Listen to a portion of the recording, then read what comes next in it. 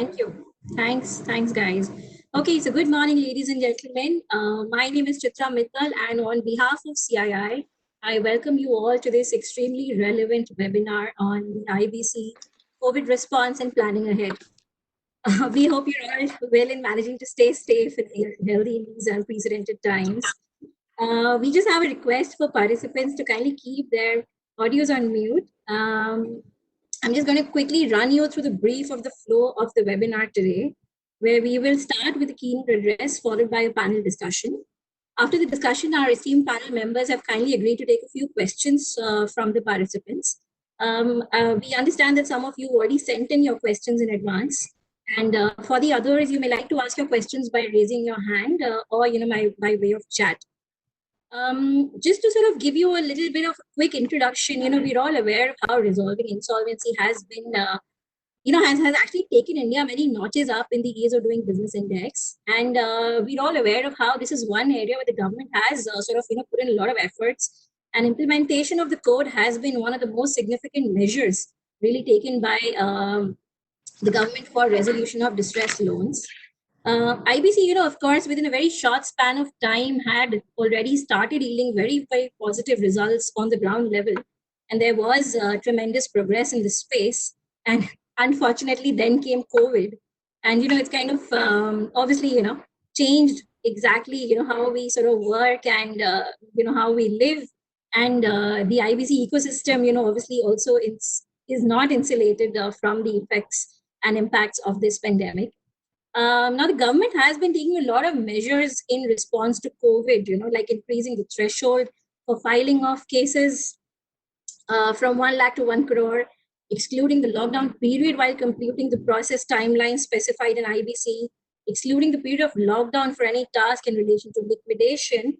And, we are also reading press reports about the government's decision to actually amend the law and bring in sections 7, 9, and 10 to actually be suspended for 6 months. And maybe extend that for about a year. And so all of this has been actually going on in the works. And the initiatives are largely welcome, because we obviously understand this will reduce litigation, but there is obviously also fear that suspending this may actually undo the momentum and progress that had been made so far. And the credit discipline instilled by IBC may just kind of take a back seat. We've all also been, privy to some of the latest news items which speak about how resolutions under the code may actually run into rough weather now because of the onset of COVID, because bankers kind of fear winning bids. Bidders will actually review their interest in bankrupt companies and try and renegotiate bids, So I think that's the kind of fear that bankers also have in their mind. And we're also thinking about how some of the companies may actually invoke force majeure or material adverse effects clauses, to sort of wriggle out of some of the deals. We've also received a lot of concerns with respect to certain liabilities attached to directors, in case of their actions with respect to pre-insolvency actions. So I'm not going to take too long. And I think against this backdrop, we've got an eminent panel to discuss some of these issues. And I'm honored to introduce this very, very esteemed panel to you. We have with us Mr. Shardul Shroff, who doesn't need an introduction, but I will still sort of, do a little bit of my job to say that he's the executive chairman of Shardul Amarchand Mangaldas and Company. He also heads the insolvency and bankruptcy practice at the firm. And with over 38 years of extensive experience, Mr. Shroff is a leading authority on matters related to corporate governance, mergers and acquisitions, government regulations, and bankruptcy and insolvency law. He has been on several high-powered committees appointed by the Government of India, including the Insolvency Law Committee, which was tasked with reviewing the implementation of the IBC. We also have a very strong panel, and our moderator for the morning is Mr. Anup Rawat. Anup is a partner with Samco and has over 17 years of experience, and he's been advising and guiding stakeholders in insolvency and debt resolution processes for companies in critical sectors such as steel, telecommunications, consumer electronics, auto manufacturing, etc. And he's also, set very amazing precedents in some of the CIRPs. With Anup, we have from Samco again, Veena Sivaramakrishnan. She has over 16 years of experience, and she has significant expertise in banking and finance, financial services, regulatory derivatives, insolvency and bankruptcy, and restructuring. And she regularly works with financial institutions and distressed debt players. I'm sure there is much, Veena's going to add from her experience here. And a very warm welcome to Misha, who's also partner at Samco with over 15 years of experience. And she's also been spearheading the IBC litigation practice at the firm. And as she was involved in almost 8 out of 12 NPA accounts referred by the RBI under IBC. So without taking and wasting much of your time, may I just kindly now quickly hand over to Mr. Shroff. Sir, the stage is all yours. Thank you. I'd like to have the camera on. I don't know, for some reason I'm not getting to see the audience or the panel. Is that something to be done? Hello? So this is how it's going to be. You can see the presentation, right? No, I can't. I just got the header, basically COVID industry preparation and way forward. The first page. Yes. And we can very clearly see and hear you, sir. Please go ahead. Okay. At the outset, let me thank CII and all of you to give me this opportunity to speak to you in connection with the consequences of COVID in relation to the Insolvency and Bankruptcy Code.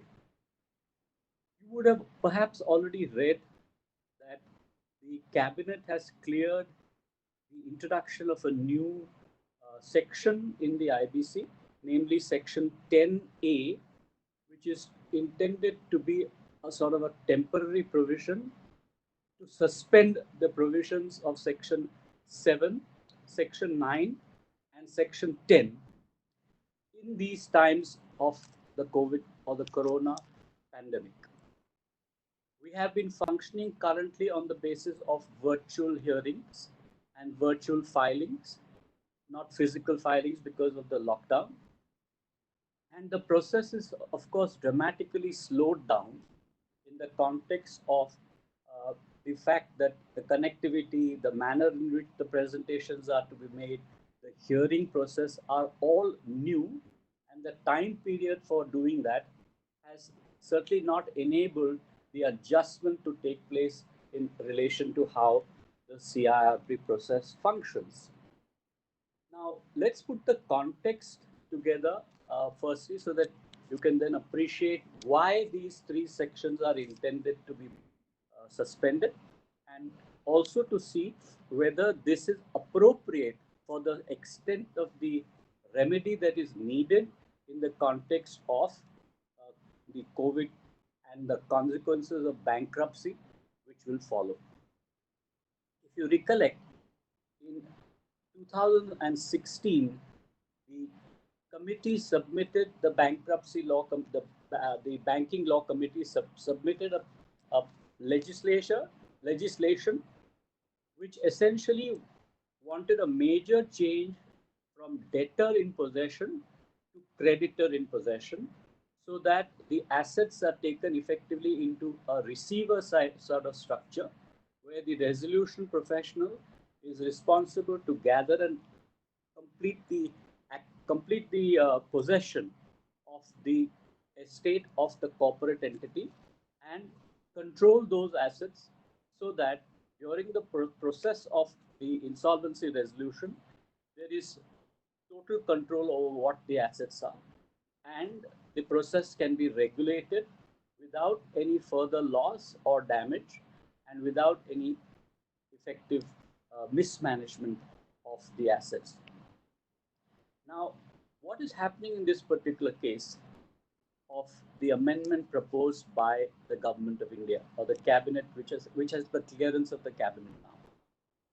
When you say that you are introducing Section 10A, you're essentially saying that the ability of either a financial creditor, the ability of an operational creditor, or the ability of the company itself to seek the commencement of a CIRP on the ground that there is a financial debt default, that there's an operational creditor default, or that the company has itself taken a position that it needs a process to commence, whereby it will either find the solution through the resolution or proceed to winding up.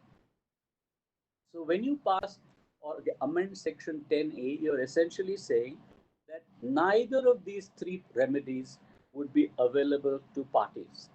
The financial creditors, the operational creditors, and the company itself as the corporate debtor will not have the ability to go to the NCLT and seek the commencement of the process. Now, that has got serious consequences, and substantial issues have to be discussed in the context of such a suspension. It is important to note that it is only when the admission takes place that the insolvency commencement date triggers, and the resolution professional or the interim resolution professional is empowered under the law. But what is more significant is that under section 14 of the IBC, as soon as there is an admission, there is also a simultaneous moratorium which comes into being. And what is the nature of the moratorium? It is basically a restraint against any creditor from instituting a suit or continuing with a suit, from transferring or alienating any of the assets, or foreclosing and effectively taking the custody of the security, and losing the property to any recovery action where the property belongs to a third party. So the commencement of a CIRP process under 7 or 9 or 10 triggers in law a moratorium, which is a protective measure during the period that the scheme of resolution is ongoing. Now, perhaps this requires the government of India to think through that, is the mere suspension an adequate remedy, or does the situation in COVID require more action which can only happen under the code? And what do I mean by that? That if there is no admission or process of admission, there is equally no moratorium. The protective rationale that was contemplated in section 14 cannot happen unless the law also contemplates that even without the filing of the CRP, there will be a trigger of the process of moratorium, and this would be a gaping hole in the statute, because effectively, when you say section 7, section 9, and section 10 are not applicable, you're basically saying that the balance of the code will equally not be applicable, and you cannot therefore get reliefs under the CRP. So the remedy will be more dangerous than the relief. The reason which I think is prevailing currently is that the government accepts that the fact that there will be a spate of insolvencies, and either the MSME segment or the SME segment or even the large and medium scale industries could be affected, because the supply lines are distorted, the money flows are seriously affected, cash flow is slow, offtake of sales is low, logistics is impacted by virtue of the fact that in a lockdown things just shut down, and to prevent the spread of COVID, you effectively said safe distancing, hygiene, all these factors are conditions around COVID. So if you cannot transport your good, if the shops are going to remain closed, if the factories are going to remain closed because there are no workers coming to the job, then you are going to lead yourself into a situation of bankruptcy. And that is why the rationale of the government seems to be that we will stop the process of filings. And if you can't file, you don't have the remedy under the IBC available. And therefore, effectively, in their view, that is a standstill which is in the interest of the corporate debtor. And it proceeds on the footing that no one is going to lose the control over their assets during this period, and there is an ability for the corporate debtor to work around the situation by either a voluntary action with the lenders, or by really gathering the operational creditors and offering a solution. But is that approach not flawed? For the reason that you are essentially kicking the can down by maybe 6 months, maybe a year. how many examples are there in the industry where by a voluntary action you're able to resolve a default situation? It is not possible unless a proper mechanism or a proper chapter is made where you get the creditors to sit along with the corporate debtor. And essentially, here I mean financial creditors, because the scheme of the Act still proceeds on the footing that a resolution plan has to have the majority of the financial creditors, and the operational creditors effectively do not vote on a resolution plan. So the scheme of the statute cannot fundamentally change. It has to have a procedure whereby the corporate creditors and the corporate debtor or the promoter of the corporate debtor can have the ability to sit across the table, or to sit or to create a mechanism which is virtual, whereby they can work out a measure, they can work out a plan whereby a resolution happens. Now, the mere suspension of Section 7, 9, and 10 does not take away the Companies Act and the Companies Act solutions, which are there by way of a scheme of arrangement or compromise, would still operate in the field, because the suspension of these three provisions merely says that the IBC cannot have its play, but the scheme contained in the Companies Act of a composition or an arrangement or a compromise under corporate law still remains. The difference, however, is that whilst in the IBC it is only the corporate, your creditors, the committee of creditors can resolve issues on their own, and they do not need any other class of creditors to really vote upon the scheme. Unlike that, in the Companies Act, you would have to have class meetings which are comprised of different classes of creditors, which could be unsecured creditors, secured creditors, statutory creditors, and the whole host of creditors require class meetings to be held and convened, under which and by virtue of you expect to receive 75% of the majority of the resolution, which is passed under a court controlled process or an NCLT controlled process. So you have effectively, by virtue of suspending 7, 9, and 10, put yourself back into a regime which is far more difficult and far more costly and complex in the nature of the relief that you seek. So how is it likely that this process is going to change? What it would mean is that you have to really have an alternate process whereby you are in a position to really solve the insolvency problem that is following in the wake of the COVID. Is therefore the solution a mere suspension of Section 7, 9, and 10? What is driving the government of India to basically take a view that if we need to solve the problem of insolvency or defaults, we merely suspend the remedy?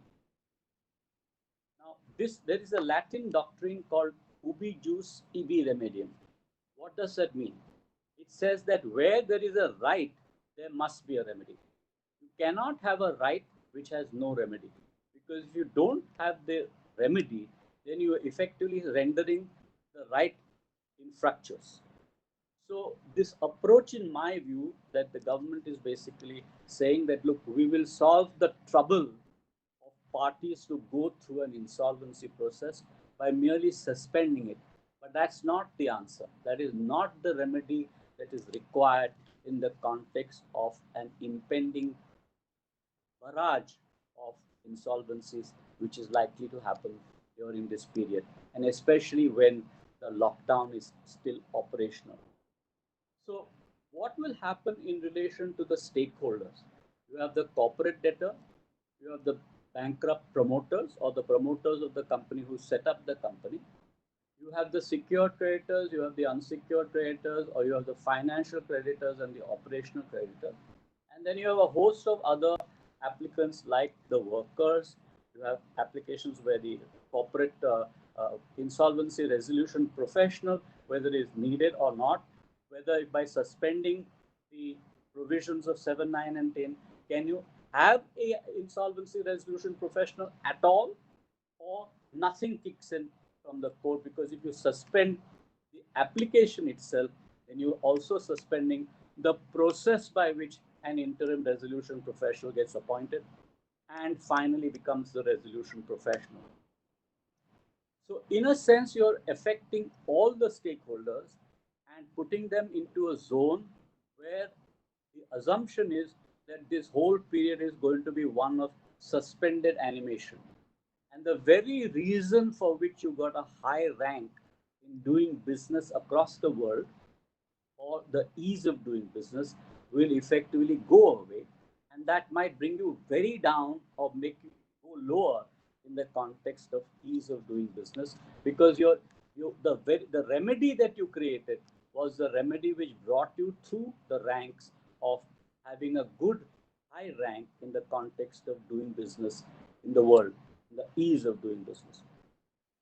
So let's look at the other consequences of suspension of Section 7, Section 9, and Section 10. If by chance there is an extension of the moratorium even without the filing of the case, then the issues of whether a debtor remains in possession becomes a serious issue for consideration. Why did the whole IBC law contemplate debtor in possession? Creditor in possession, because they wanted the ability to sell the asset or to transfer the asset or to transfer the company by virtue of issue of shares, by virtue of transfer of pledged shares. Whatever a corporate applicant intends to do, you could have done if the IBC remedy was available. But at the same time, there is such a tremendous backlog in cases before the IBC that would the whole institution built around the preparation and the work that is necessary from IBC for IBC would have collapsed. It's a very similar situation of saying that the spread of COVID requires a whole new health service system, needs new hospitals, needs a vaccine. I mean, the parallels that are there in the real life situation, that if you fall sick, which is equivalent to becoming insolvent, then you need a hospital, you need medicines, you need care. And instead of having the hospital approach, you're basically saying, no, we're going to suspend everything in life, everything will stand still, and you will not have any problem. But where are you going to pay your wages from? Where are you going to get your revenue income? How are you going to be ready for being sold across, even if you want a resolution plan? Can a debtor get the reliefs of scaling down of the debt during the period of insolvency? Will the government come and step in and effectively state that, look, I will provide the financial package and therefore let this be suspended? On the basis that the NCLT is not capable of coping with such a large volume of cases which could happen during the COVID period, the government is basically saying that we are going to suspend so that you don't have any hospital issue at all. You are remaining in management, you manage the company, you incur the costs, you manage the workers, you manage the products, you manage the delivery, and you come forth lily white or clean with a new package which will mysteriously happen during the period of the suspension of 7, 9, and 10. Is that a reasonable assumption? Do you really believe that corporates which are unwell or near death can solve this problem on their own, and that the suspension of Section 7, 9, and 10 is going to give them a miraculous self-created remedy whereby they can solve and resolve the issue of bankruptcy during these times? So I've demonstrated that there are at least two major flaws in the proposal, which only proceeds on the footing that there will be a suspension of the remedy. What are the other likely issues that will arise? all of us know that in the context of interim financing, which is required for the continuing going concern theory, the old lenders do not really want to give up or cede a charge, and therefore there is no new money coming into the company. So the government would have been asked effectively to facilitate interim financing, because once you facilitate interim financing, you get fresh flows. No creditor who has actually burnt his hands by the fact that his repayments are not happening on time is going to give you a concession over the existing assets or the existing security. And therefore, it is critical that some measure in relation to the interim financing ought to have happened under the process of IBC. But you are saying effectively IBC is suspended. If IBC is suspended, how would a corporate debtor get more money from the banking system, and how would the banks be protected? The rationale of giving new money proceeds on the footing that the creditor is in control. But if you have gone down the route that let the debtor remain in control, let the debtor spend for his workmen, let the debtor be responsible for paying debts, let that whole period be suspended, and within 1 year, when things will stabilize in the COVID context, then we will let the same CIRP process continue. So you have a situation where the assumption that has been taken in the change of law is that there is a remedy by mere suspension of the procedural remedies prescribed by the IBC, namely filing of Section 7, Section 9, and Section 10. So the consequence of filing Section 7, 9, and 10 is that you will declutter the NCLT. There will be no new cases being brought up, and only the old cases will continue, those which were already in motion and which had a resolution process which was ongoing. So there is no suspension from a process which is an ongoing process. This is only for those cases or those corporate debtors who fail and become an NPA. So this is perhaps the approach, and whether that approach is a very sort of short-sighted approach, or whether it's a very well considered approach by the government, is time will judge. Because I think it's critical to have a solution even when you are sick. You need the hospital, you need the doctor, you need the medicines, you need a vaccine, and the IBC is no different. There has to be a remedy possible. There has to be a mechanism whereby you can call the creditors. There has to be a remedy basically of the ability to resize the debt and change effectively the balance sheet of the company. And the alternate remedy, namely the remedy of going down the Companies Act, has to be simplified. But that's not going to happen unless you change the Companies Act also. So you are in a situation where the non-filing of the cases does not wish away the DRT process, does not wish away the SURFACE process, with the absolute knowledge that those two sections or those two acts has not provided relief in the context of bad debt. It has not provided adequate remedy or adequate response of curing the defaults with reference to the banking system, and you are putting all that reasoning or rationale for introducing the IBC in cold storage. By saying that the act will not apply, you're saying effectively the bankruptcy arrears will not arise. You will not be able to, there will be no clogging in the context of the NCLT or NCLAT, and everything will be well.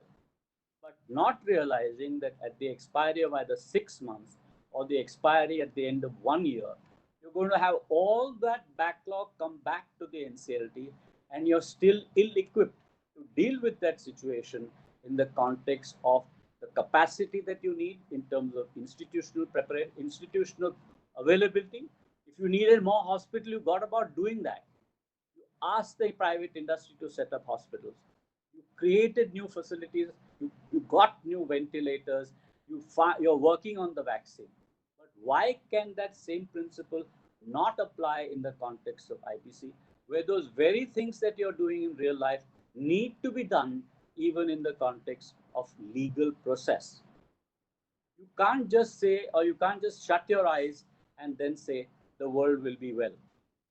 This is a time where you need to actively go in and offer solutions and offer resolution. There are talks of having a prepack system coming in as a substitute and a short-term program whereby you can come with a prepack and try and get the same solution that comes at the end of a resolution process. Now, a pre-pack basically proceeds on the footing that it's a private process. It's a process where the promoter, the new incumbent, and the creditors are in a position to rework a package which is pre-prepared and offer that as a solution to the lenders for the purposes of adapting or adopting your financial structure in a new way. Now that has its own problem because our courts have held that when public policy is involved, you require to be having a solution which is auction based and which proceeds on the least cost. In a celebrated case of Ram and Sham versus State of Haryana, this principle was enunciated by the Supreme Court of India, and that principle still applies in the context of the IBC. So to introduce a process which is not really a competitive process and to find a solution based on a non-competitive process is going to be a huge problem in the context of an alternate mechanism. And government will need to reconsider its position whether the solution is in fact in pre-packages. Government's intention is right that they want to lower the cost of bankruptcy. They want to lower the time of bankruptcy. They want to come forth with a quick remedial package. But are the circumstances, are the background that is required for reaching there just does not exist today. You have to come forth with a detailed change in the law. You cannot state that by merely suspending section 7, 9, and 10, that the whole of IBC effectively becomes non-est. The law still continues. It's only suspending future filings. It is not suspending the old cases which are in. It's a time-bound program which will open out the moment a one-year period expires. It will go back to the previous situation, and that is therefore a temporary band-aid. And you require more than a band-aid. You may require surgery. You might require being laid up in hospital as if you've got a fracture. And you need the analogies which really need to give a potential response. Now, what happens to the banks? The banks, in ordinary course, proceed on the footing that do both lending and recovery action. Their incomes are based on the fact that the loan would be serviced. Now, effectively, by virtue of the RBI notifications, you have said that you are suspending the ability of charging interest or commencing action. So there is a duality by virtue of the 27th of March RBI circular, which has created its own moratorium, albeit only for 3 months.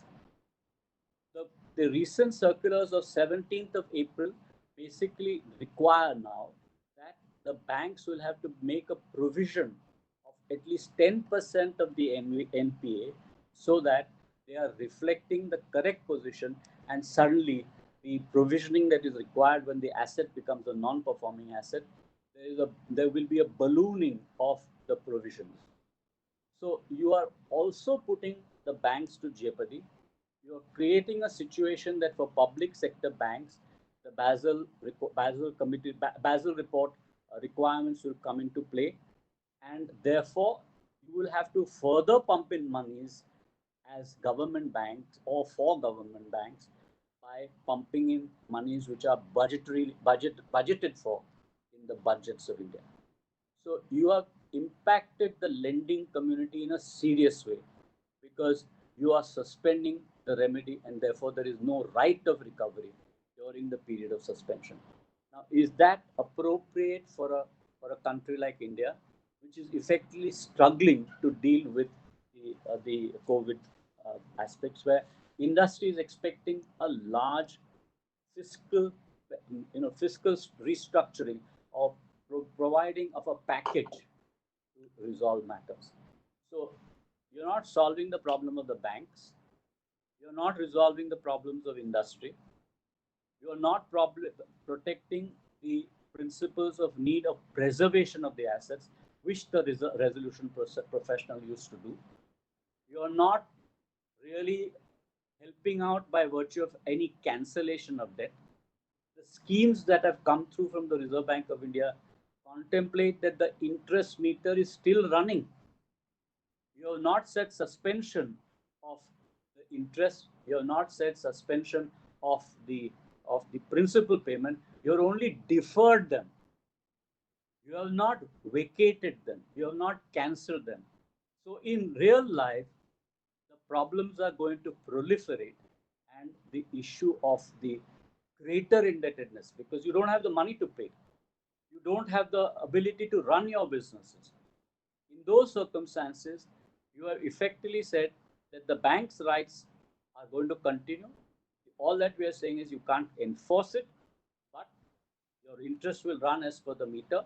Your defaults will run at a meter. The default will be suspended in that there will be no reclassification of the asset, but the debtor in control will remain in control. The rationale behind the IBC to shift to creditor in control has been completely exploded, because the whole IBC worked on the basis that the resolution professional is an agent of the committee of creditors, and he has control over the asset. So he protects the asset from being frittered away or being lost or being made valueless.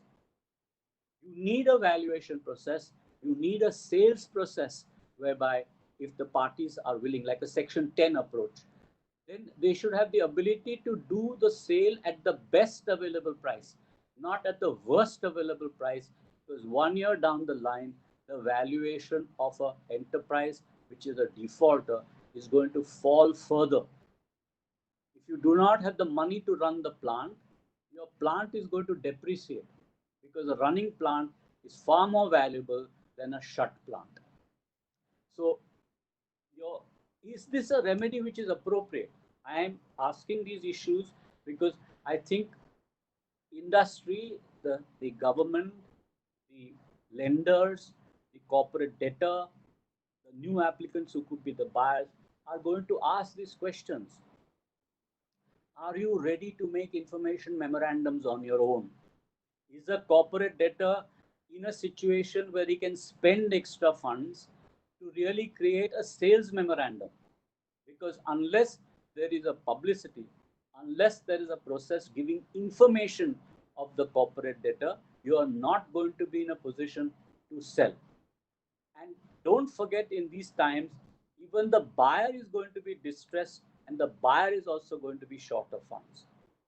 So the process which was actually required and which should have ought to have been thought through is a process whereby you're facilitating either the lowering of debt, or you're facilitating a quick sale of those assets which have continued business or continued entrepreneurial use.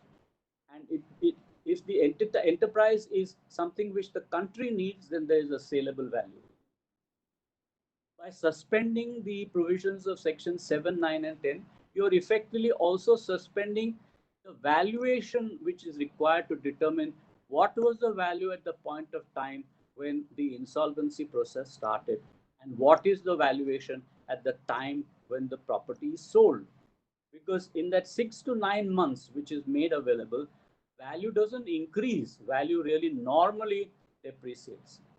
Except if you are a raw material supplier, if you have resources which are not freely available, you are selling the natural resources of the country, whereby you've got an inherent value, because natural resources are going to become more and more scarce, and therefore the valuation, instead of going down, is likely to go up. That's what happened in relation to the cement industry, where the limestone supply was a very valuable resource, and therefore you got almost 100% recovery in some of the cement companies. So you have to think through that. You just don't merely need a suspension of the right. You need far more steps to be taken in relation to the process whereby you will provide remedy. What has happened internationally? Internationally, all governments effectively have come out with a financial package which have gone ahead and given support in relation to the funding of the workforce during a lockdown. You had situations where you have given reliefs as as you can, in the sense that ultimately government can resolve the problem. The private parties or the private banks are not going to step in and create the solution. They will create it when it makes business sense to them. They will create it when there is a viability which is inherent, because they need, as a condition precedent to resolution, a viable enterprise. So do we need to rethink this solution? How are you going to provide for preservation of the assets which are belonging to the corporate debtor? Can you rely upon the corporate debtor when there is a willful default situation, or when there is a systemic siphoning of funds or assets? And are you naive enough to believe that that is not a problem? Because that was the very basis for which you made the law. If it was a good reason to make the law, how is the suspension of the remedy a non-custodial situation where the bankers remain in possession, at least symbolically, through the resolution professional, is no longer available? You're not resolving the problem of needing more funds in terms of the interim financing. You're not providing an alternate moratorium structure, despite the fact that the moratorium only kicks in if a filing really results in the commencement of the CIRP. Section 14 is dependent on Section 7, 9, and 10. So in the absence of an admission of a application under 7, 9, and 10, you don't have a resolution professional at all. You do not get the valuers in place. You do not get the moratorium started. So how are you really going to have the ability to really help protect those assets and create the possibility of sale and the recovery back of the monies into the banking system? Maybe a discounted value, but you'll still get something. All the previous lectures or all the previous speeches given by representatives of the Ministry of Corporate Affairs or by the chairman of IBBI have proceeded on the basis to show that the effect of the IBC has been more beneficial than action under the DRT or action under the surface. Now, you are effectively saying, therefore, though this is an advantageous law, though it has worked sufficiently well in 3 years, you are in this period saying, I'm not going to apply the law. I'm going to keep it in suspense because I don't want companies to go in bankruptcy.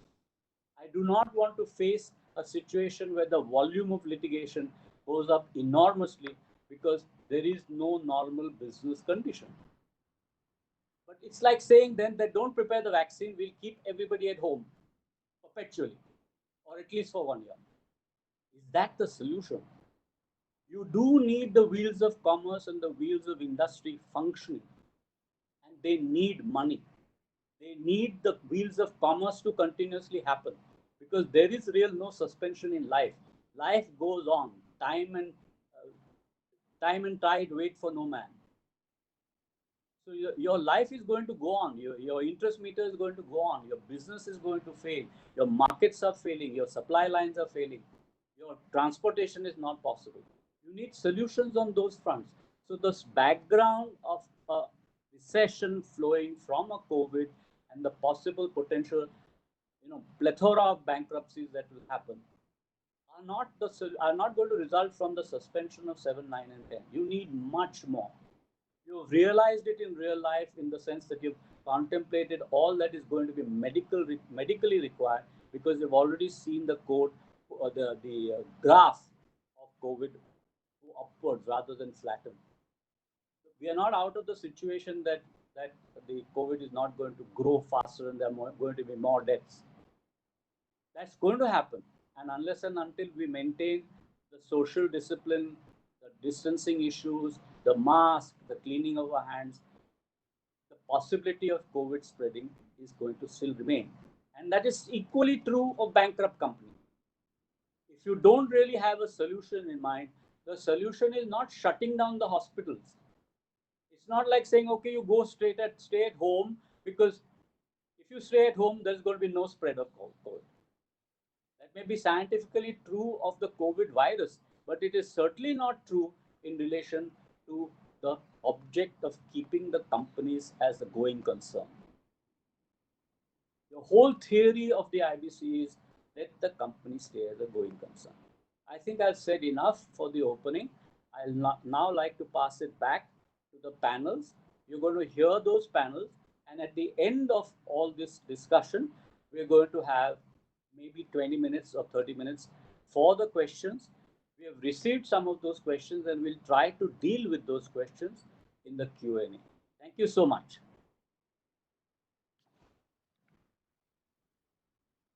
Anup? Hello. Thank you so much, sir. Thank you so much for the enlightening opening note. Some of the aspects that you have touched upon, they are the need of the hour, and we hope that some of these convert into regulatory changes soon. We'll start with our panel discussion now. While a suspension is around the corner, we must not forget that the lakhs of crore are still stuck in the existing insolvency resolution processes. And therefore, it is equally important today that the preservation of value and the maximization of value is given equal weightage. And one of the aspects of preservation and maximization of value is to keep the company as a going concern. And that is where the role of the resolution professional is very important. He has multi-level roles to play in an insolvency resolution scenario. He acts like a bridge between various stakeholders. He interacts with the committee of creditors. He interacts with the resolution applicants. And he is also expected to follow the guidance and instructions of IBBI, the regulator. Now, in that context, and in a COVID situation, it is very, very important that the resolution professional maintains the flow of information, interacts with all the stakeholders on a regular basis, keep the discussion going on, create a platform for information dissemination, because this is the best time that the assets, the data available relating to the assets can be analyzed in a much better manner, where you have the time allowed by virtue of amendments to the CIRP regulations, by virtue of NCLAT orders, allowing the time during the COVID to be excluded from calculation. In this context, there are some of the other issues that the resolution professional faces while running the company as a going concern. Some of these issues are around performances of the contract. Now, in this context, I would like to ask Misha, who is one of our panelists. Misha, you know that RPs, might encounter complex issues of performance of contracts during the COVID lockdown. And in some of the cases, RP may have to claim force majeure also as a result of the COVID lockdown. What is your view on potential challenges of invoking the force majeure invocation? Right. Thanks, sir. This is very much a relevant question, and we've been asked this question often. So it's a good question to start with this discussion, I would think. So, like force majeure, in fact, there are two distinct concepts which can come to the rescue of resolution professionals, but we need to understand them a little bit more in detail. One is force majeure, the other is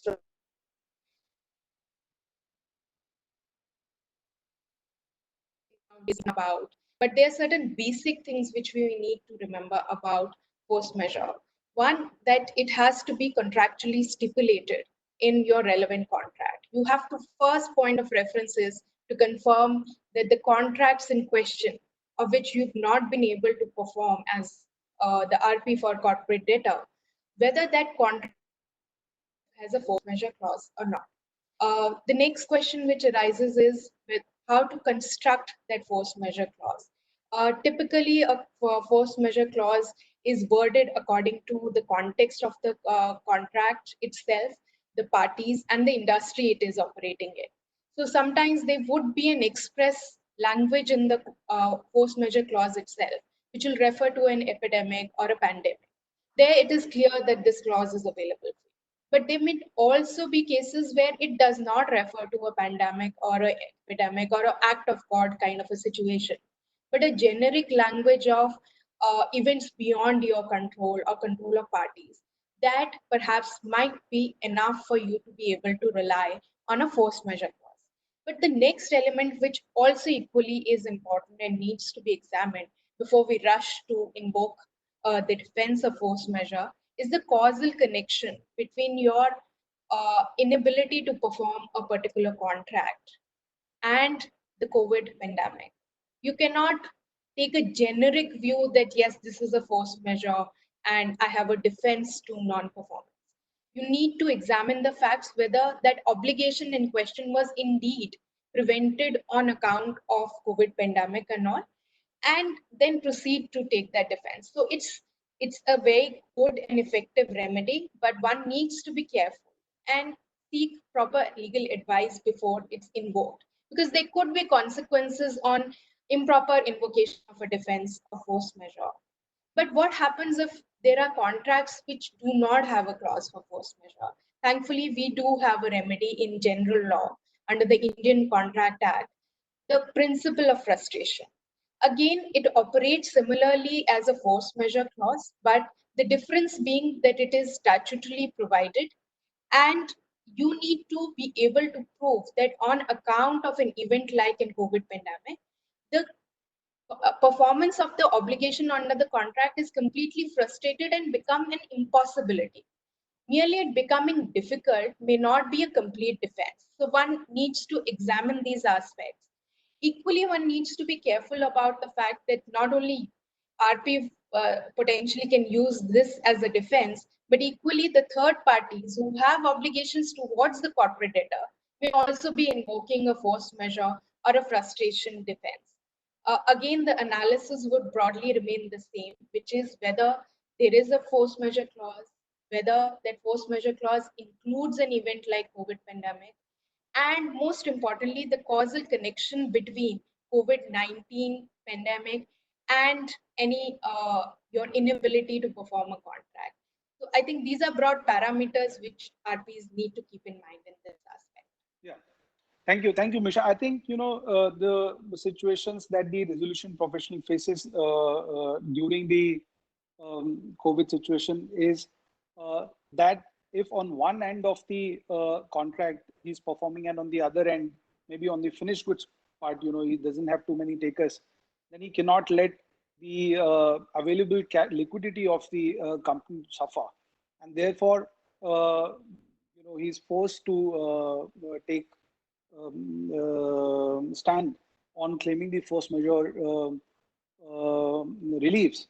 And that is where he's also exposed to some of the risks, because if the force majeure invocation is not well thought and has the potential of claims or claim for damages from various parties, then the resolution professional also exposes himself to a risk. Now, that is where Veena, quick question to you. What do you think are the risks that the resolution professional faces while invoking the force majeure clauses, and do you think that there are adequate immunities that are available to the resolution professionals? Thanks, Anup. I think I think this is the resolution professional. I mean, irrespective of COVID, I have always believed that a resolution professional's the toughest, because it's effectively a one-person army who has various roles and responsibilities. And the threshold with which the job of the resolution professional has always been tested is to ensure that the company continues as a going concern. In this scenario, the going concern itself has become a question, because obviously there are situations where people have to force shutdown depending on the business of the company, etc. So there is immunity in the code itself for the resolution professional for any act that he takes. But in these times, one of the things that I think is critical is for the resolution professional to be more communicative. It would also help if the resolution professional takes these decisions, even though the resolution professional has a lot of leeway under the code to take certain decisions, to have a documented basis for that, go back to the COC and take their consent where, where there are things which are falling in the gray area. And some of the queries that we come across from resolution professionals, half of them fall in the gray area. For example, we had a situation where there was a factory in concern, and the factory, because of COVID, had to be shut down. And the resolution professional was generally having a chat, and they said, oh, we opened the factory because we had to produce certain important medical equipment related masks and stuff. And nobody knew about this, right? I mean, the COC didn't know, the resolution professional didn't know. And this was done for a very minimal time period. And could there be a liability on the resolution professional for that? I don't think a liability, but at least he is responsible because there is immunity to him otherwise. But I think it's a tough job, certainly for a resolution professional. I mean, from the attendees, I noticed that there are quite a few resolution professionals who are there. So it's, I think the recognition that it is a tough job certainly exists. And while there is an immunity, I think it's not an immunity which can be taken for granted, and it has to be looked at more from a situational perspective. Our advice would certainly be that, go back to the COC in case of doubt and document everything. And I think that's the only thing that a resolution professional can do in these circumstances. Yeah, thank you, Veena. I think it's very, very important for a resolution professional to take the decision on invocation of force majeure after a careful thought out strategy, and of course after taking the COC in confidence, because some of these force majeure invocation may have a impact on the value of the assets.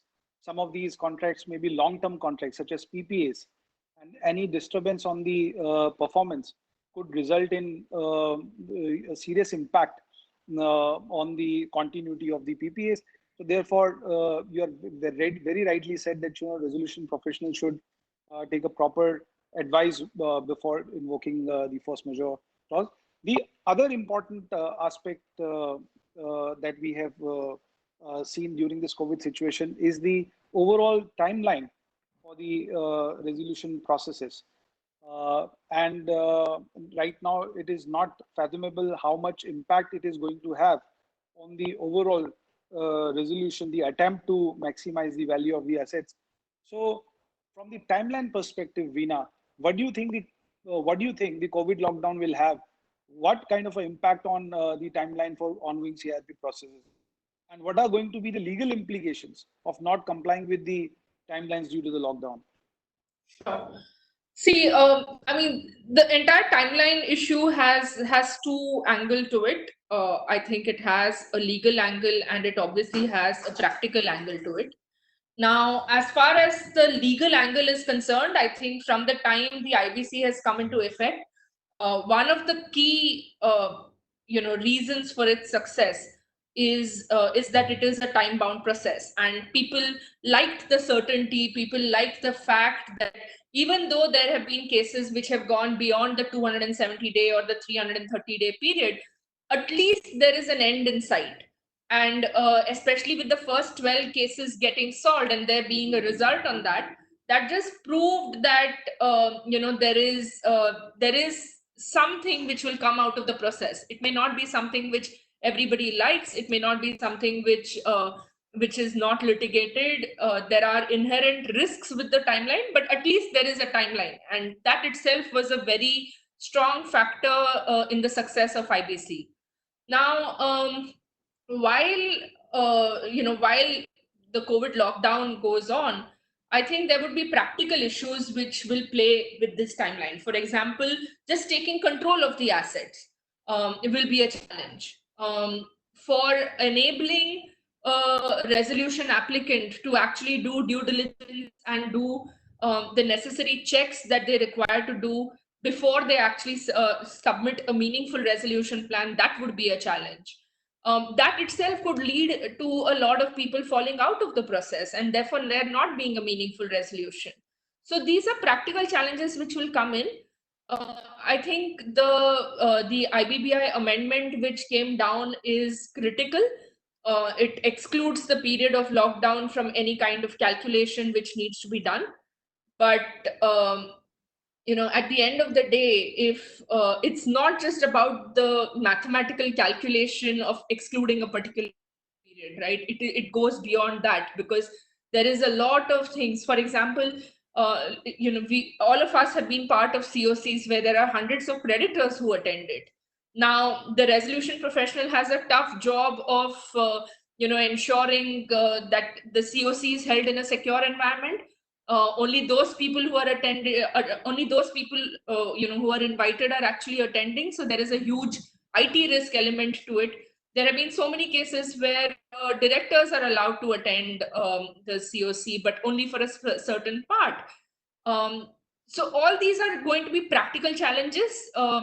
Till COVID, all of us used to say that when it came to timeline specifically, I think, and I'm sure Misha would have had a lot of experience in this from a litigation perspective, where people would have very openly said the timeline is sacrosanct. But there is a huge practical element now that will come in. All of us talk about Quinn logistics and say this is the principles on which you will get an exclusion. I think that list is probably going to get longer. Yeah, Veena, I think you rightly said that some of these some of the issues around diligence, timeline for diligence, and the quality of asset that needs to be checked before one can put in a good plan. All of that, even if the resolution applicants had undertaken the diligence or checked the assets earlier, I'm sure that with the COVID situation, one would want to look at it again. Now, from that perspective, Misha, what do you think are the reliefs from a timeline perspective that the code has introduced or the adjudicating authorities have allowed? Okay, so I think there are two sets of timelines which become relevant when we look at exclusion or extension of timeline on account of COVID. One are those timelines which is within the sacrosanct timeline under the code, which is 180 days or 270 days for completion of the CIR process and approval of a plan by the COC, and with an outer limit of 330 days for legal proceedings for approval of a resolution plan. Now, these are timelines which have been prescribed under the code and in that sense remain to be sacrosanct. But there is also timelines within this 180 days or 270 days as per the model timelines or prescriptive timelines under the, and some of them are in fact mandatory under the regulations by the IBBI. So one immediate relief that we already have is the relaxation from the IBBI, both for the CIR process as well as for liquidation process, for exclusion of the period of lockdown for any intermediate steps which needed to be taken within this 180 or 270 days. Per se, there is no amendment today of the code itself which prescribes the timeline of 180 or 270 and ultimately 330, which includes the legal proceeding for approval of resolution plan.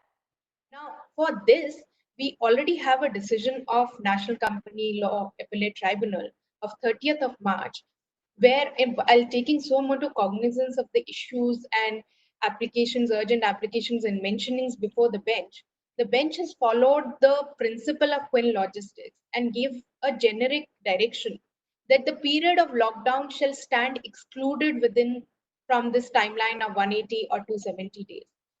Now, that's certainly something which was very much needed, and it's good to see that NCLAT actively and proactively has given this clarity to the industry.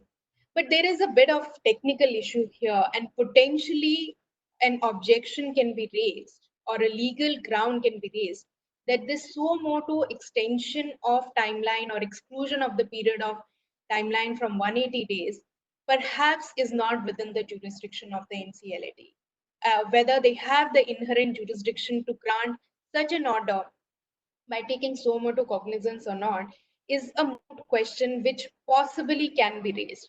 So therefore, to be completely on a safe side, our suggestion would be, and as Veena was mentioned, we already have the precedent of Quinn Logistics and several others where judiciary and NCLT and CLAT have evolved principles where, because of factors outside the control of stakeholders, there is a delay and the process cannot be run, that period stands excluded. So that principle and the 30th March decision of NCLAT, I think is something really helpful, but our advice would be for parties to consider moving specific allocations once the specific applications once the lockdown is over to confirm and have a specific order for each of their processes to be on a safe side. Yeah, I think it's so the advice is which is coming out is very, very clear that all the resolution professionals, they should seek specific exemptions or exclusions of the timeline once the court starts the regular process again. Equally important during this situation is the ability of the resolution professional to maintain the company as the going concern. That is the most important duty that is being cast on a resolution professional under the provisions of the code. Now, in the given situation, the extended lockdown has definitely resulted in an adverse impact on the ability of resolution professional to maintain the company as a going concern. Some of these issues are because of safety and health. Some of these issues are because of liquidity, because you do not have enough resources available with you to generate that kind of cash to maintain the company as a going concern. Now, in view from a legal perspective, how is this going to impact the obligations and duties of the resolution professional, and how an immunity can be claimed by RP? What kind of a mitigation measure that he must take? Right. Again, a very relevant question, Anu. Now, before we answer the query or the concern immediately, let's look at the concept of the obligation of the resolution professional to continue the company as a going concern. Whether it's an absolute obligation or is it something which is at a best endeavor basis. If you look at the entire scheme of the code and the relevant sections, it is clear that this is not an absolute duty. You cannot expect a resolution professional who's a third party and takes control and charge of the company on the basis of an order of a court to overnight resurrect the operations of the company, say in a case where its operations were already shut down for more than, say, significant period of time. There's no absolute legal duty for you to resurrect the company and ensure that it becomes going concern. But the idea and the philosophy and the jurisprudence behind this is that an external insolvency professional is appointed to preserve the value of the corporate debtor and ensure it to continue as a going concern to the extent it is practically possible. And the idea is to preserve the value and enable a calm period where lenders can look at an alternative viable solution for the company to continue. Right? Now, let's test this proposition in present COVID pandemic times. If you have been completely prevented from entering the premises of the company, its factory premises, or the place offices, and your workmen, your employees cannot report to work. So unless there is the company in question is engaged in the operations, which can be remotely carried out with the help of IT. It's a services company. It's providing advertising services. It's or is it engaged in essential services where it is as per the prevailing regime in law, it is permitted for you to continue the company as a going concern. There, of course, the resolution professional would be expected to make all best endeavors to ensure that the company continues as a going concern. But where there is a physical inability for you to reach the place of work, start the factory, or get employees to report, there it is very unlikely that the resolution professional will be held liable for not being able. The next stage of this situation would be once the lockdown is actually lifted. Again, it's a huge responsibility on the resolution professionals to plan well ahead. Make sure that not only you need to balance the need to ensure the renewal of the operations of a company with the necessary protocol for health and hygiene, social distancing. You cannot ensure that the entire 100% of your workmen come back and report to work in the same space because of the social distancing constraint. You may not have the availability of labor where company is a labor engaged in labor intensive activities. In such cases, the legal standard would be of best endeavor, and while balancing and complying with the directions of the government on renewing and complying with necessary safeguards in view of the pandemic, and at the same time renewing the economic activity to the extent possible. Yeah, I think Misha, you made a very good point. But just to also quickly add to that point is that while the obligation is to make best endeavors, but at the same time, any reckless or negligent decision without proper advice before taking that decision would always expose the resolution professional to risks, and therefore, they should always seek proper advice before taking any call in these situations. It's a tight rope to balance all. Absolutely.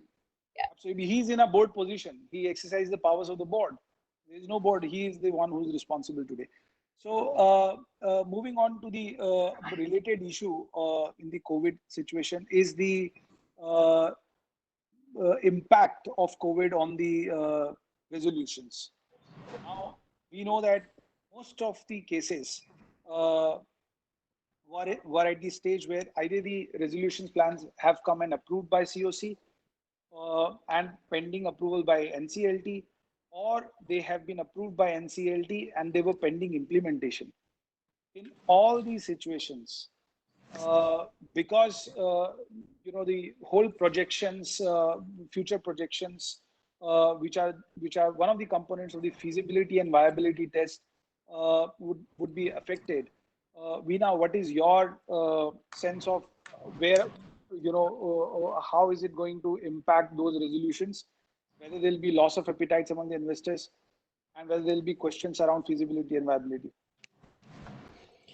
Anup, this is, I think, probably going to be one of the most challenging parts of resolution, because one of the points when anybody submits a resolution plan, or when we evaluate a resolution plan which has come in, the key is that it cannot be conditional.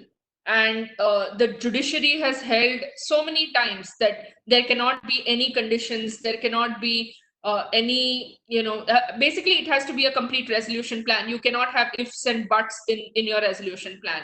Even in cases, we have seen it in the top 12 where people have asked for a particular relief or a particular leeway. They have been rejected by the NCLT when the NCLT actually approves the plan. So when we are now going to a resolution applicant, what we are effectively telling a resolution applicant is to be certain in uncertain times. Which is very challenging, because on one hand, the resolution applicants do not even know what is going to happen to themselves let alone being certain as to how they are going to deal with a third party. So I think while I don't think the law will change on this aspect or should change on this aspect for that matter, I think what will evolve is a test of reasonableness. There will be some accommodation. It's at the end about at the end of the day, it has to be about resolution, right? So as long as a resolution takes place, and as long as the resolution applicant, especially for the two scenario that you mentioned, Anup, where they have already been approved by the COC and are the NCLT and is in the process of implementation, or approved by the COC and pending NCLT approval. I think in these two cases, reasonableness will come in. Even if it doesn't come in by way of an amendment to the legislation, it will certainly come in by way of how the judiciary interprets it. We have seen the cases post-COVID. They have generally been, debtor friendly, irrespective of IBC. Even in the banking world, the judiciary has been fairly debtor friendly in this situation. I don't see any change in that approach. Probably keeping in mind that resolution is is the key. We would probably see some tweaks to the plan which will get accommodated. But in cases where there is no plan, or where people have submitted EOIs, at least, I mean, some of the cases which are there in the public eye, we have already seen that the timeline for those have already got extended, right? I mean, there are for the submission of the plan. But the critical part there is what you mentioned, the loss of appetite by resolution applicants. I think that would be tricky. Valuations would certainly go down, because people may just submit a plan for the heck of it, and if the company is already in IBC, then might as well have a resolution of some nature rather than not have a resolution at all. So it could also be an opportunity for distressed players, but I think it would be quite critical to see how commitments are honored, especially in cases where there already exists a plan. Yeah, I think, and the critical cases would be where the NCLTs have also approved the plan and the plans have not been implemented yet. It'll be interesting to see how the jurisprudence develop in that space. While the code is very, very clear that any plan which is approved by the NCLT becomes binding on all the stakeholders, and there are consequences if there is a default on that plan, and there are penal consequences as well under Section 74(3). It'll be very interesting to see how the adjudicating authorities react to it, especially in a situation where there is no COC. Once the NCLTs have approved the plan, there is no COC to take a decision on any modification on the plan itself. So I think that is one area where there is a complete lack of clarity in the code. And I hope, some legislative thinking goes into it and we come up with some mechanism of dealing with cases like this. Now, Misha, especially on this aspect, what do you think how NCLTs are going to deal with cases of withdrawal of plans post-COVID? Right. So, Anup, as Veena and you mentioned, actually, this is already a vexed question, and it has been further complicated on account of COVID. Now, of course, you mentioned about the situation where the resolution plans already stand approved. Frankly, in those cases, while there are reasonable concerns about resolution applicants not being able to comply with it, but in those cases, at least the legal position, strictly speaking, is that there's been an offer and acceptance, and with the approval of the statutory authority, it stands binding. And as you mentioned, there are consequences to it. The consequences, however, the play out, and we've seen it in some couple of major significant cases earlier, where resolution applicants simply have refused, even after approval of the resolution plan by the NCLT, to comply with it. Now, there are two consequences under the law. One is that it can, on an application by a party which is adversely affected, take the company directly into liquidation. That's something which seriously does not solve the concern here. and in fact is a very counterintuitive remedy provided in the law. The second remedy, as you were mentioning, is under 74, which is penal consequences on the party which is withdrawn from the process. Up till now, unfortunately, we still don't have a very clear jurisprudence on that and the contours of it. Some of the processes are ongoing, but we've not seen. It has not come out as a very, very strong remedy to be a relevant deterrent for resolution applicants. But again, I think going back to principles of law, the principle of law, force majeure clause in a resolution plan, I would think is an exception. I don't think anyone has inserted that kind of a clause in the resolution plan up till now. But frustration and the principle of frustration would again become relevant. But again, difficulty in performing a binding contract is never an excuse under law, and it is only impossibility. So all of these aspects would need to be tested as against the practical concerns which you and Veena raised about. This is a genuine difficulty, and perhaps there needs to be some way of going back on the drawing board and relooking at it. The other set of problem is about those plans which have not been approved at all. If you've just proposed a resolution plan, it's not even been accepted by the COC, perhaps going back by the contractual principles, it's not an accepted binding contract, so perhaps you can withdraw from it. Depends from facts to facts of the case. But very interesting question arises where COC has approved it, but it is pending NCLT approval. And we've seen quite significant instances of that as well, where resolution applicants have sought to withdraw either on raising very specific factual defenses of information memorandum being inaccurate, or sometimes even just the influx of time in approval of a resolution plan pending before the NCLT. Now, we do have a instance of an NCLAT judgment where they have allowed a resolution applicant to withdraw from a resolution plan which was approved by the COC, but that was very fact specific and had defense of mistake of fact on account of an improper IM.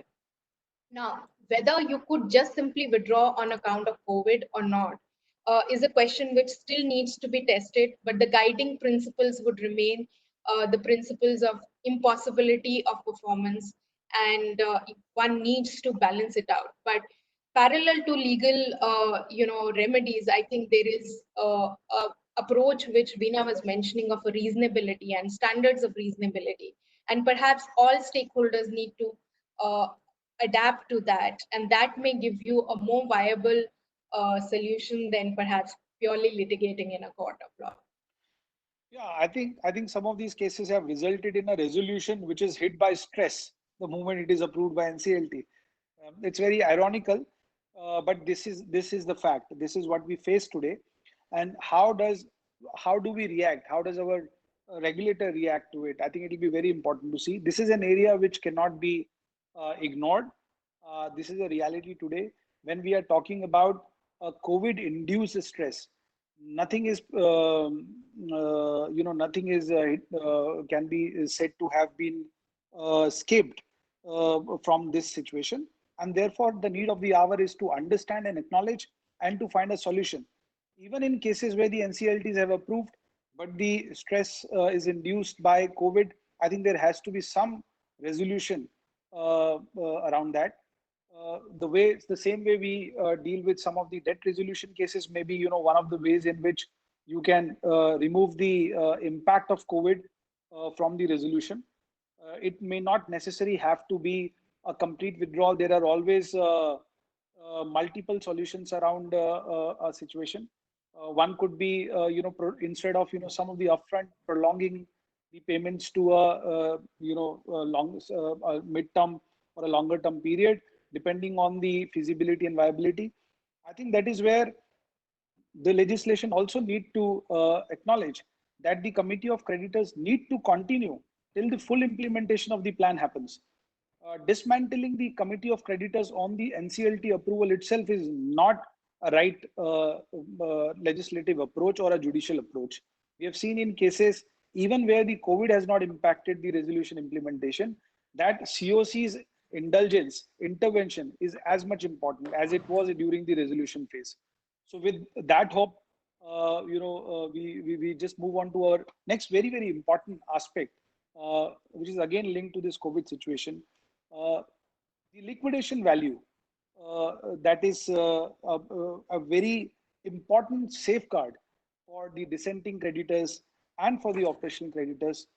But in the COVID situation, which has resulted in a prolonged CII process, the determination of liquidation value has become very important, because the practice that we follow in most of the insolvency resolution process today is that the liquidation value, which is calculated on the insolvency commencement date, is taken as the reference point for calculating the payout to the dissenting creditors. Now, in some of the cases, and I would say in most of the cases, that has become a motivation to dissent to the resolution plan. In that context, Misha, what is your point of view of this? How should the liquidation value should be determined? Is there any need for a regulatory clarification in that aspect? Right. I think, Anup, you very rightly mentioned that the liquidation value, which is estimated at the start of the process as a matter of practice, it's not a matter of prescription, but as a matter, strict prescription, but as a matter of practice, is being taken as a reference point to calculate the liquidation value of both operational creditors as well as dissenting financial creditors. Now, on account of delay in conclusion of CIR process, as well as adverse impact on the value of the corporate debtor directly with the COVID pandemic and the resultant lockdown. These valuations, which you may have carried out at the start of the process, may become irrelevant while the event of pandemic has intervened the CIR process. There is uh, enough ability, I think, in the existing regulations itself for the all the stakeholders, specifically the resolution professional as well as the committee of creditors, to consider coming up with the revised valuation reports, which are more relevant and are more realistic, uh, to be conducted once again to reassess the realistic liquidation value. Because although in terms of regulations, you are required to do it at the very start of the process, but the statutory prescription under 32B for dissenting financial creditors and operational creditors is not a liquidation value reference to the liquidation report. It is the concept in jurisprudence, which is that you cannot be worse off than you would have been if the company was to go into liquidation. So therefore, to stay true to that jurisprudential reason for that protection and not an weapon for you to incentivize dissent, there is enough justification, but it would be helpful if IBBI can, or the legislature can clarify this aspect. But even a clarification by IBBI in this respect may be sufficient. Yeah. So, having discussed some of the critical issues around the COVID situations, which are faced by various stakeholders going through the IBC process, now I'll just move quickly to the alternate resolution in the event that there is a suspension of IBC. Very quickly, Veena, what happens to cases where we already have SMA category and not even SMA category, but have defaulted purely on account of COVID? What is your sense of how the resolution should be attempted in those cases? Well, I think if it is to a lender which is covered by the RBI circular, the answer is easier, because that basically means that you are having the benefit of the moratorium. The judiciary is also coming out. Borrower cannot be penalized solely on account of COVID.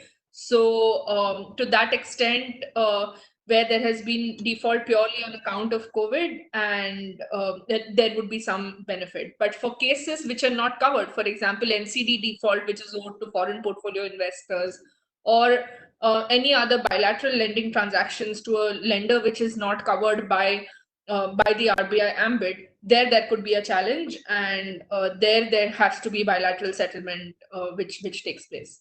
And very quickly, before we move on to the Q&A session and we get Mr. Shroff also on some of these questions, Do you think that the existing RBI framework is adequate? And if not, then what do you think are the potential corrective measures that can be taken?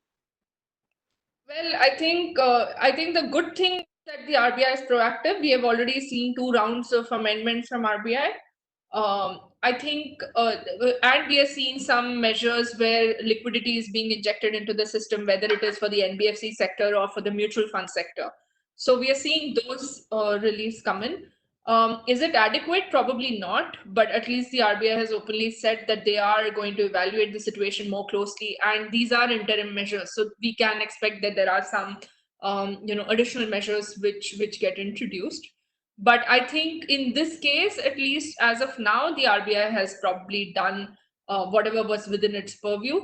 The only thing that people would probably look for is some leeway under the June 7th circular, and not necessarily looking at a resolution which has a change of shareholder or change of promoter. So even when the resolution happens by the corporate debtor themselves, under the June 7th circular, they would look for provisioning benefits, despite there being no change in ownership. I think those are the 2 critical changes, I would think. Yeah, and I think I think one of the other very, very important aspect of a successful resolution under the RBI framework is what is the coverage of the lenders, whether you are able to cover substantially high number of creditors in the resolution framework, and whether you have safeguards for them. In most of the jurisdiction, you have crammed down provisions. When a majority votes on a resolution, it is binding, and then there are safeguard provisions by way of either the liquidation value or the security value remaining intact. With that, I think we come to a close of our panel discussion. We have had a very, very active audience here. We have received many questions. I will address these questions to our panelists. But before going to the panelists, some of the questions for Mr. Shroff. Sir, we have received a question, and I'll read out. The cases which have been filed and hearings are happening regarding admission. However, the decision of admission is pending with the NCLT for admission. Will those also be suspended? I think the answer will depend upon the nature of the amendment which comes through by the Government of India. If, for example, a petition is already filed and the law is amended subsequently, then there are case law both ways. There could be a situation where the legislation could go on the basis that what is filed will have the benefit of the procedure which was applicable before the amendment. But the normal rule is that there is no protection of past procedure. Whenever a law changes, the law as changed is applied. So, for example, if you've not got a admission and your claim is less than 1 crore, the court could very well say that we are not looking into this question because the law has changed, and therefore they could reject a petition on the basis that it is not falling within the law as on the date of application, as on the date of consideration of the law. So it could have many, this could be resolved many ways. It will depend upon the language of the amendment introduced under Section 10A. What happens to transitory matters? What happens where judgment is not announced? Matter is heard, but the decision is pending. All these questions depend on how the FAQs will come, the regulations will come, and the law will come. It's an uncertain area. See, again to Mr. Shroff, there is one very interesting question on RP's fiduciary duty. The question is whether RP has a fiduciary duty towards the corporate debtor. See, in the situation that is based upon the amendment of the law, if Section 7, 9, and 10 are suspended, then there is no RP. It is only in terms of the going concern case. See, there will be no 1 minute. There will be no appointment of an RP if Section 7, 9, and 10 are suspended, because the RP is contextual to an application for commencement of a CIRP. If you are saying that no CIRP is to commence, then where is the occasion for appointing an RP? No, this question, I'm sorry, I did not clarify. This question is in the context of the ongoing CIR processes. And Yes. perhaps, given the difficulties that the RPs are facing in operating the companies, the question is in that context that whether RPs have fiduciary duties towards the corporate debtor.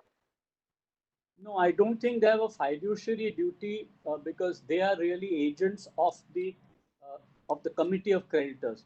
Most of their duties are essentially to discharge their obligations to the committee of creditors. But in circumstances where there are specific duties, then it is better to go to the tribunal and seek a suspension of the aspects of those obligations which cannot be performed by the resolution professional.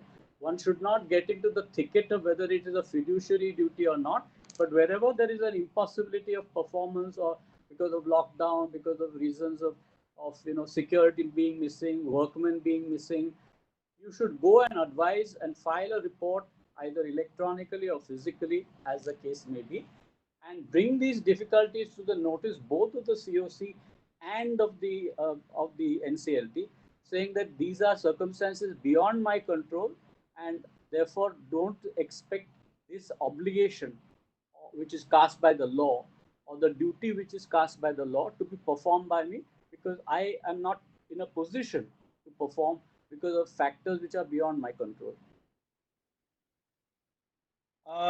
One of the questions, I don't know whether it is the right time to, whether we have the enough background material to answer it. But, Mr. Shroff, if you could address this question.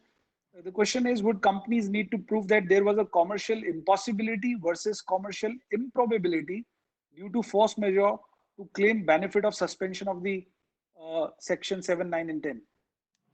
No, the question will be that unless the law itself states that you have to mention these or you have to file a declaration or some sort of procedure, if the law merely proceeds on the footing that 7, 9, and 10 are not applicable or it's suspended, unless there's a categorization or classification which is linked upon COVID-related inability, this question would be academic because it's purely based on the principle that a default results in a application under 7, 9, and 10.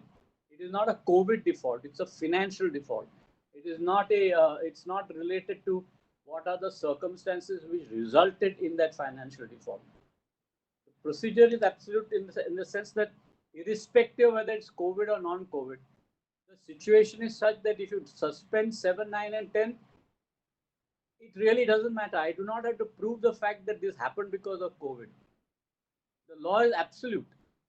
The law says that I'm going to suspend 7, 9, and 10. This is the difference between the RBI circular and what the law will do. The RBI circular for moratorium is linked to the question that it has to be linked to a COVID situation. The RBI circular doesn't enable recession-proof remedy. So supposing, for example, your business is down because of recession, but not because of COVID, the RBI circular does not apply. And the situation is significantly different in the context of the proposed IBC change, because IBC change is absolute. They are not linking it to COVID. They are merely stating that the presumption is that you are in that period where the law has been amended and it's notified. There is no proof of COVID required when 7, 9, and 10 are suspended based upon a commencement date and a sunset clause. The whole issue of COVID is irrelevant in the I think that IPA. is, yes, sir. I think that is where the most of the trouble will come, because there are multiple cases where the initial period for resolution under the RBI framework itself has expired, and those cases are found not worthy of resolution and should have in ordinary course been taken to IBC. No, but see, what I'm trying to say, Anup, is that the question of whether this was driven by COVID or whether it was already in a recessionary situation and defaults had happened, market had collapsed, some other reason which is not really arising from COVID, then if such a situation was there and the IBC was amended, the question of whether it was COVID linked or not COVID linked is irrelevant, because they are not qualifying the law of suspension of 7, 9, and 10 with reference to COVID. They're just suspending it.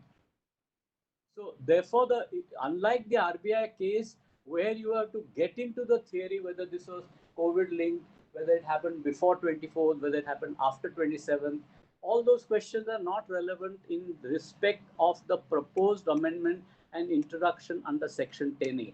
They are only relevant questions with reference to RBI, the interest computation of the suspension of the installment not paid. Those are really questions on how the asset qualification is to be considered, how the default has been considered.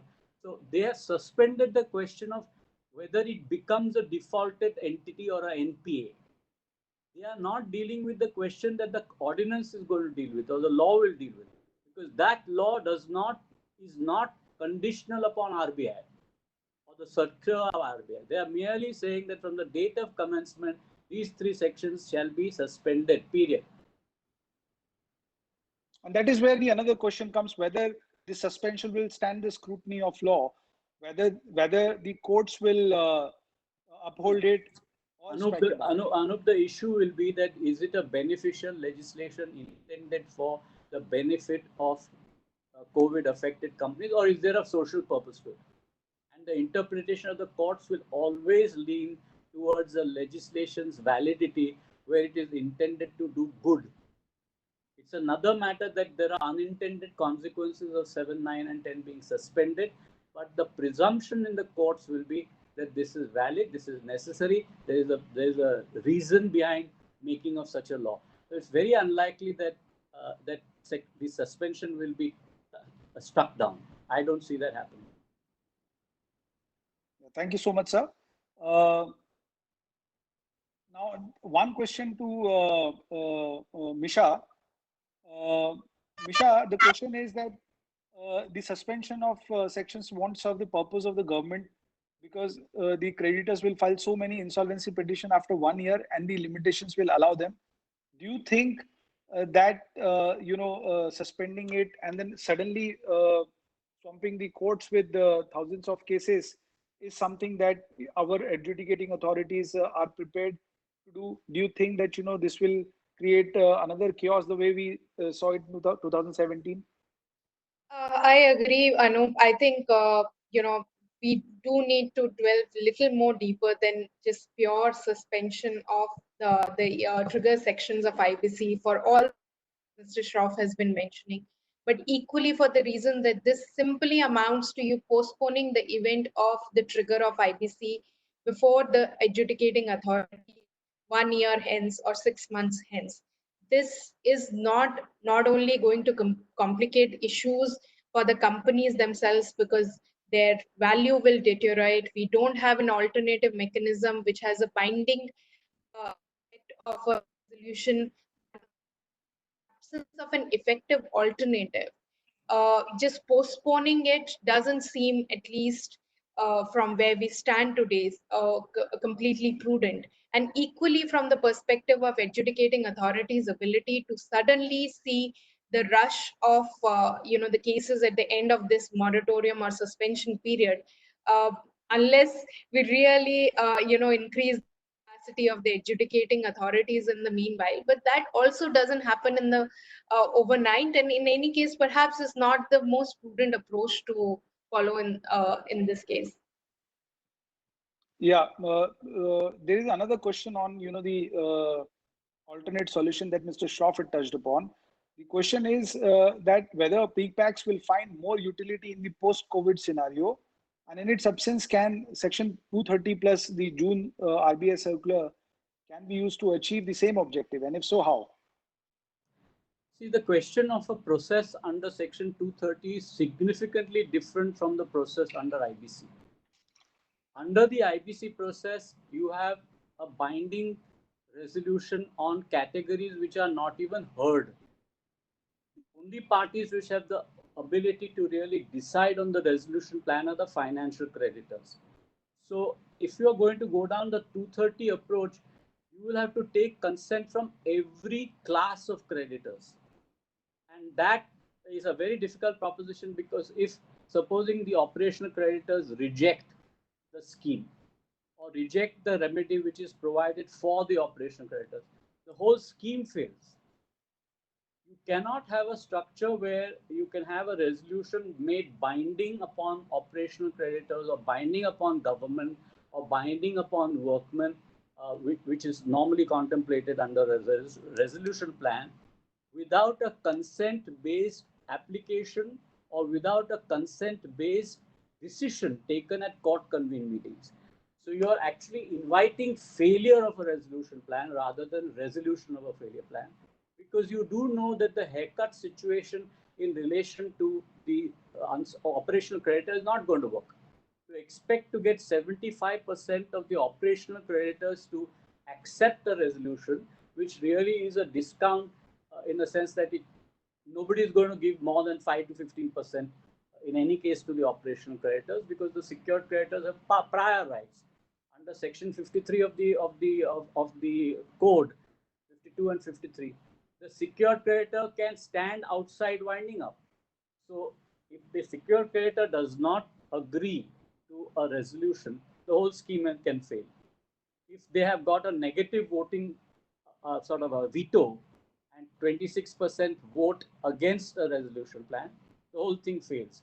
So I don't know whether there is an effective defense available to a corporate debtor, because it's a corporate debtor who requires a resolution.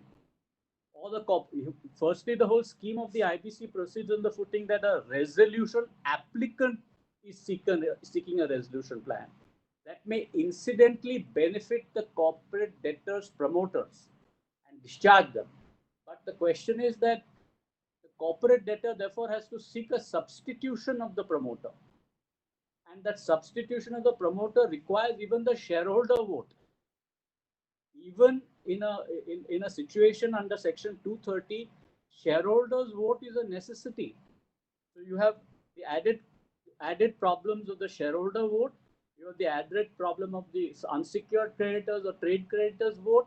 You may have the added disadvantage of having a class meeting of the statutory debt creditors, which may also want much more than what they get in the priority under IBC.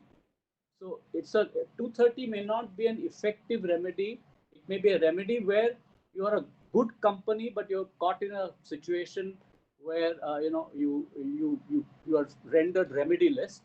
And again, it will depend upon whether judiciary really wants to interfere in a process where there is a suspension. Are you doing indirectly what you cannot do directly will be an issue, because it's the same body which deals with section 230 and it deals with IBC.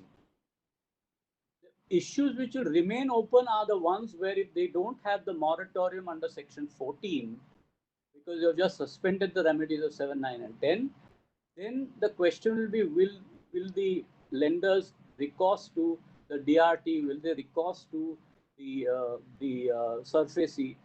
These are the issues. If there is no moratorium, then the unsecured creditor can always go to a court and seek a suit for recovery. If it's a specific performance suit, they can have a suit for specific performance, both in relation to price to be paid or goods to be delivered. So I don't think they've really thought these issues through, because suspension of 7, 9 and 10 completely disturbs the scheme of section 14. Yeah, I think that's a very, very pertinent point, sir. Before we wrap up the question and answer session, one last question to Misha, rather to Veena.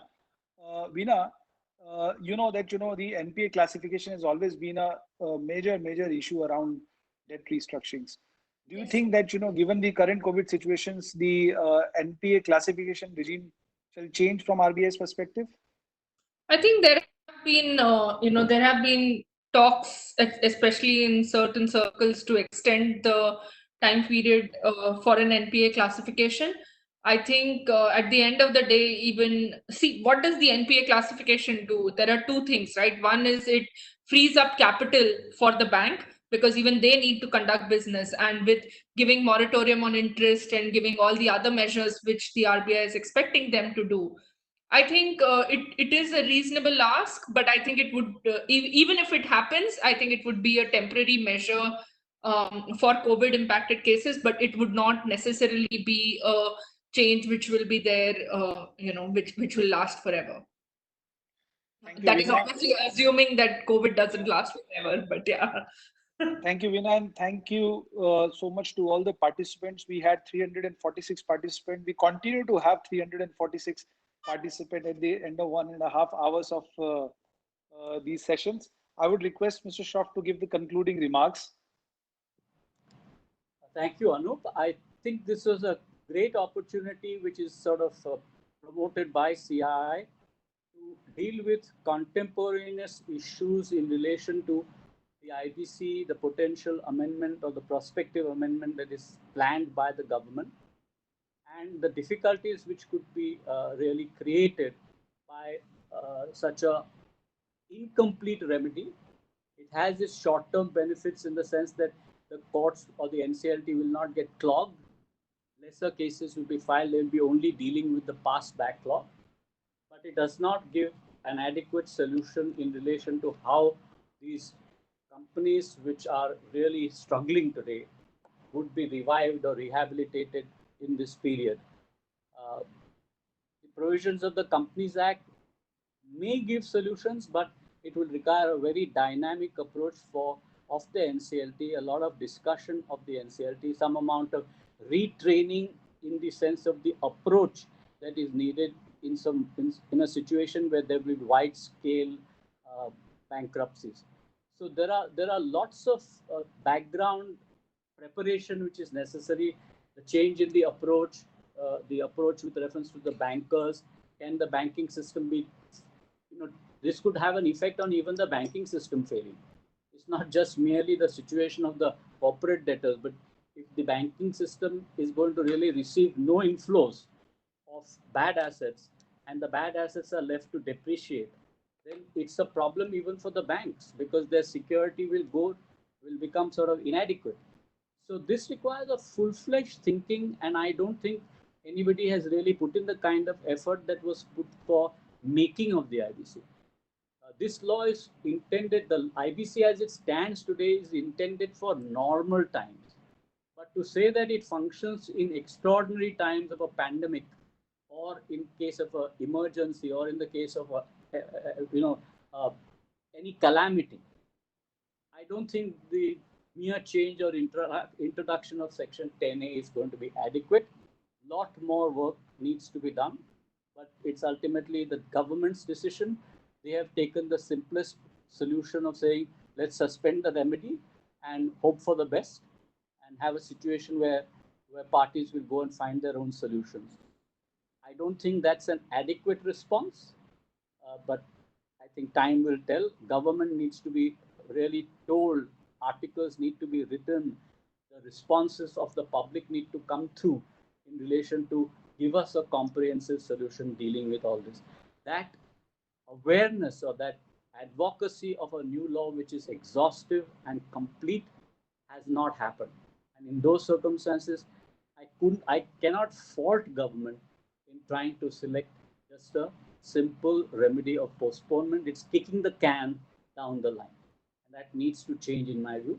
But whether the government does it, whether the government has the mind space or the time in these circumstances where it's struggling on the ground on health issues rather than bankruptcy issues, it's a 50-50 kind of situation where whether the law could really become comprehensive when the mind space is not there. Thank you all for participating in this webinar series.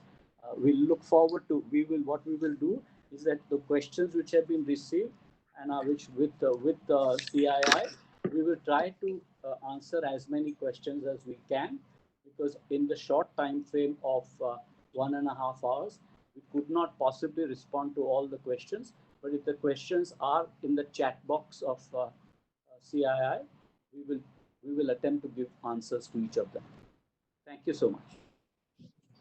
Thank you. Thank you all.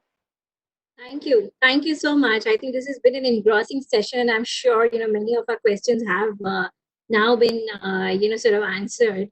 And thank you so much, Mr. Shroff. I mean, your deliberations, as always, have been extremely detailed and, very, very useful. Thanks so much, Anup, Veena, and Misha. And thank you to all our participants, Team Samco for this. And of course, internally to our team, CII. We'll be sharing the recording of this webinar with our participants for your larger benefit, just for you to sort of go through all of this again, so in case you so may like. So thank you so much. I think we've been able to complete exactly on time, and we still have over 300 participants, which I think just explains how relevant this was. Thank you all. Thank you so much. Thank you. Thank you. Thank you. Thank you. Thanks.